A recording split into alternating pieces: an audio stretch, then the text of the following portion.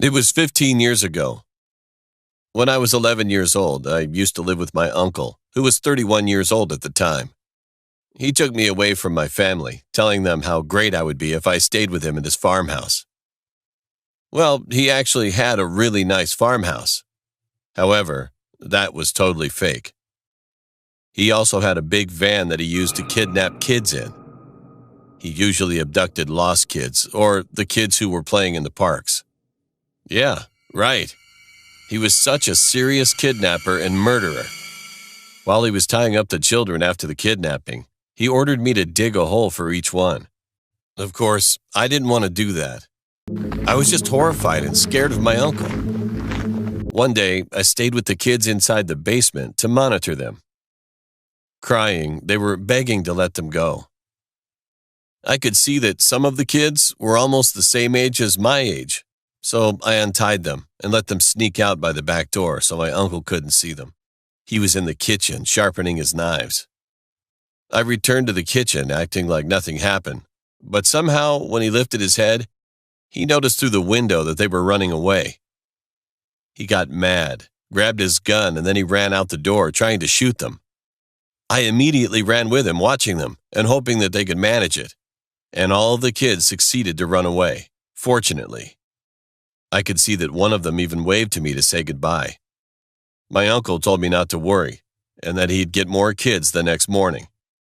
It seemed like that he was thinking that I was the one who was disappointed about the kids' escape or whatever. The next morning, I woke up and figured out that he was not there. And all of a sudden, I heard a loud siren, and soon after, the police entered inside the farmhouse. They found me and asked me if I was one of those kids who was kidnapped by him. I couldn't lie to him. I always felt sorry for lots of kids who got kidnapped by him. So I told them that I was his nephew, and they took me with them for questioning. I was crying so badly when I confessed the truth about him to the police. It was the hardest moment that I had to give proof of my uncle's serious crime, because I loved him anyway, whether he's a criminal or not. But I knew this day would come, and actually, I was waiting for it. They didn't believe me at first, but I revealed the location of the holes to them. After digging, the police found bodies under the ground. At that time, my uncle got back to my mother's house, hugged her, and begged to stay for a while.